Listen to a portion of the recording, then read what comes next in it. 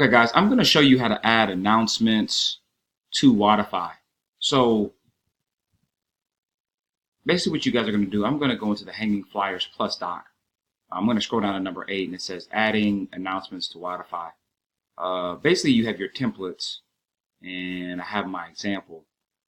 Just quick keynote, all the events for the month, after you've downloaded and posted, you should know what the events are. And from there, you're going to use this template to educate our members in the MindBody app, either during question of the day or while they're in the comfort of their own home in the app, just to remind clients to come to the events. I think this would in turn increase revenue, increase attendance for sure, and just create a bigger, happier class. So number 8, add announcements to Wodify. There's your template.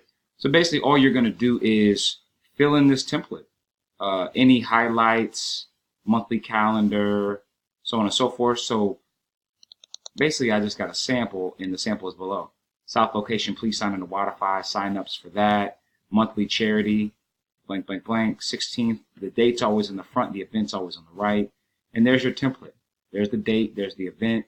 Sweat Angels is always a check-in. So every blank check-in provides blank, blank, blank.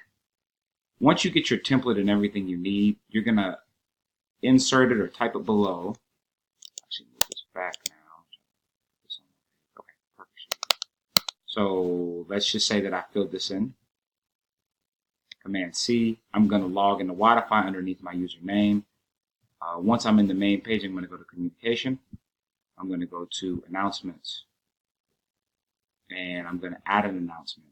Once I add it, I'm going to copy and paste. Just pretend that everything is filled in. It's always going to have the South location and the North location. We'll always sign into Wodify for the South, MindBody for the North, blah, blah, blah. Just pretend all of that is filled in. Your start date and end date is always going to be the first of the month to the end of the month. Don't do it any longer than that or the dates are going to reset. So if I went from the 7th to the 7th, in December, it's going to show events in November. In December, it's going to show events in November that have already passed. So make sure you do the beginning to the end of the month, and then you're going to save. If you make an error, you can deactivate anything you deactivate.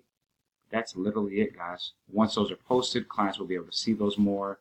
And with the very busy clients that we have, this will further serve as a way to remind them to get here.